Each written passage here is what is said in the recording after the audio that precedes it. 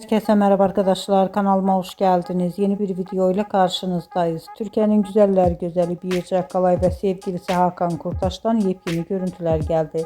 Muhteşem çiftimizin bir arada tatilden olan yepyeni görüntülerini sizler için YouTube kanalımda video halinde sunuyorum. Umarım beğenirsiniz. Arkadaşlar, videomu beğendiyseniz kanalımı izlemeyi ve bildirim butonuna basmayı unutmayın. Şimdilik benden bu kadar olsun. Yeni videomuzda görüşmek üzere. Hoşça kalın.